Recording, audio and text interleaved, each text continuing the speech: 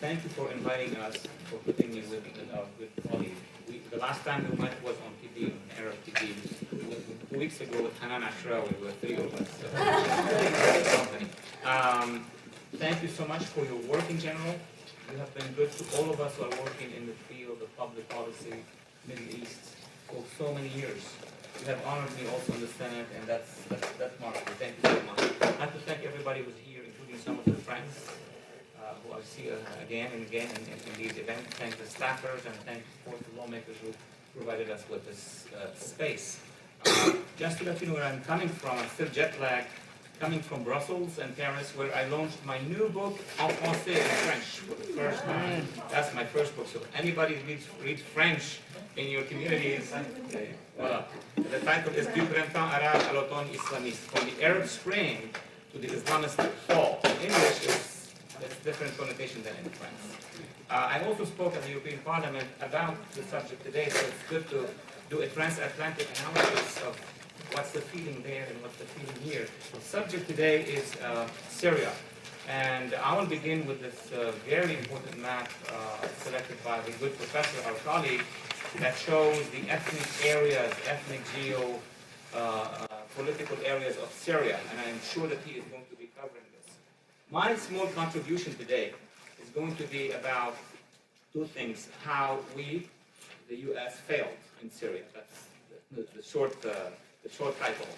But the reasons for why we failed, because there are multiple reasons, and each one is raising different geopolitical reasons. So that would be my point number one. Point number two, the various goals of the players inside Syria, very strategic long-term goals inside Syria. And three, what I believe could be an emerging third path, because Sarah, you asked us if there is a third path. I'm sure the doctor also has good ideas there. So the failure of the U.S. in Syria is part of the failure of our policy with regard to the Arab Spring as a whole. So it's not just a unique failure, and now we're heading towards another failure with Iran. So we began with Libya and with Benghazi, but Egypt as well, the flip-flopping, siding with the Brotherhood and siding with others, and then back to the Brotherhood. In Syria, the story was a little bit more complex because we had opportunities. We had much brighter opportunities in 2011. My take has been, and some of you may have heard me in the media, stating that 2011 was the year where U.S. forces and coalitions were still in Iraq. Now, from a geopolitical perspective, that's key. Every resource that we thought we could get to the region in 2013, when the president considered strikes against the chemical weapons, which is a limited thing, we had them already in Iraq. We had a barrage between Iran and Syria. I mean, the map is very clear. You don't need to be a political scientist to understand that. So here's what we had. We had our assets on the ground. Iran was not basically connected geopolitically with Syria, therefore was not as present as it is today. Three, because Iran was not that connected, the presence of Hezbollah was still limited at the time in Syria. Four, the demonstrations were still civil society, if you recall, between March of 2011 and about September of 2011, before it got militarized, was demonstrations. We don't see those demonstrations, either on Western TV nor on Arab TV. They're gone. And last, because of that, Al-Qaeda was not yet very deep inside the Syrian opposition. So everything we have in terms of trouble today, we didn't have in 2011. What we needed to have was a strategic decision by the administration, and therefore build up of an alliance, consulting with the main players in the region. And that would be, on the one hand, of course, a number of Arab Sunni countries, of course, Israel and others, and then deal with the issue of Assad. Now, we missed the opportunity in 2011. There are a variety of reasons we could discuss that. Came 2012. 2012, we have presidential elections. And when we have presidential elections, usually we don't engage in those long-term geostrategic movements for fear of losing the elections. So the one sitting in the White House. 2013, we are ending 2013. We have a very different landscape in the situation in Syria, and that's from a U.S. foreign policy perspective, and even Western foreign policy perspective. Number one, we left Iraq, but that's not all, without leaving behind us a pro-Western, truly secular, not secular by statement, coordinating efforts with us kind of alliance and government. That's crucial. Once this barrage that existed in Iraq was lifted, then what is the next move?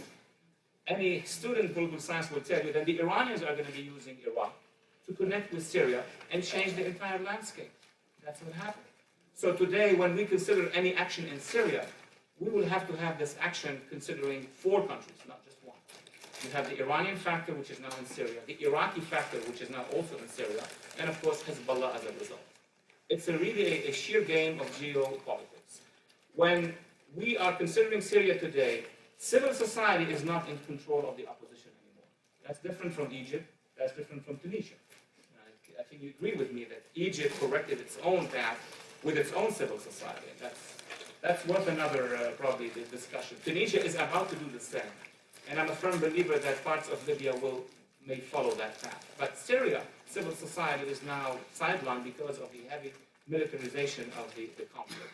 No civil society is going to come from the side of Assad, and it's less likely that civil society is going to be allowed by the Islamists and the Jihadists to actually do something serious without an international initiative. Last, of course, you have the Jihadists, and we're going to be talking about the extent of these Jihadists in the region inside Syria, from Al-Nusra to the other organizations. And the peak of it is that the Jihadists of Syria are now connected to their neighbor Jihadists. Most of the networks in Syria have either a branch or are fed by or connected to the state of Iraq and Syria. That's a affiliate of Al-Qaeda based in Iraq. Or the other one, Al-Nusra, which is based inside Syria with some branches also inside Lebanon. So, ladies and gentlemen, even if this administration doesn't want to do anything, and probably this is the most dramatic statement I would dare do today, even if this administration won't consider to do anything, and as many Syrian opposition leaders are telling me, we are waiting for 2016. We can't do anything. Not even 2014, because it won't impact foreign policy. 2016, meaning our elections and the possibility of having any other foreign policy. It's not the Republican or Democrat, any other foreign policy that would be the alternative. Even in that perspective, the evolution on the ground in Syria between now and then would be catastrophic on all levels. As Sarah was concerned about, the Iranian role, and if indeed the current policy would consolidate in a sort of a failed, mediocre agreement, but agreement between the U.S. administration and Iran, the impact on the ground in the region is going to be very dramatic. There will be the strengthening and the encouragement of all pro-Iranian forces in the region. Nothing that we have seen before we will be seeing if this agreement will go through in the next few days or weeks. Second, it doesn't seem that Assad, with all of its fighting force, can actually uproot Al-Qaeda. So we're heading towards a Syria, which, unlike this map, which would have been a probably potential solution of federation in Syria, we're going to go to a Syria that is divided in 2 very radical Syrias. And you remember in this town, in this city, there were a lot of ideas that, contradictory ideas, and summarized here. One was, let's help the rebels, all the rebels, with no distinction. That would mean a lot of weapons and training in the hands of Al-Qaeda. Right. Second, let's basically let them sort it out. Or someone said, let Allah sort it out in Syria. Well, you're going to have 2 of those. You're going to have 2 Allahs. You're going to have the one of the Allah. Sword, okay. So, sort it out. That's a different story. I'll leave it to you. You're more experienced in this. So the second option is also not realistic, because what would happen, and I'm the product also of, in my previous life in Lebanon, of a witness to a war that lasted 15 years. If you don't, from the first 2 years, if you don't win militarily, meaning Assad or the opposition, they're going to be heading towards a de facto 2 zones in Syria, and both are bad, both are extremist, and both will seek an additional weaponization. So the third option could have been an international plan or an international initiative. It is not happening. What would happen, and I conclude here, is between now and the next few years, you're going to have the emergence of those 2 radical Syrias. And in between, a possibility, which early lights I have seen this week and last week, of an emergence of the northeastern part enclave of Syria, where there is a majority of Kurds, of Christian Assyrian Syria, and of Arab Bedouins in the south of this area. This is the only emergence of an area outside the control of Al-Qaeda and outside hopefully under control of Assad and the Iranians, but yet have to be discussed. So I will leave you with these remarks, which are not really brilliant in terms of hopes for the future, unless we have a dramatic change in our foreign policy in Washington, even under this administration. If someone can, you or your friends in Congress can, convince the President and the administration that what is happening now is not going to get to a free democratic Syria, that we need to do something else, then there may be still a hope that we could change that. And again, I want to thank you so much. I'll be very happy after my colleague addresses you to answer any further questions. Thank you so much.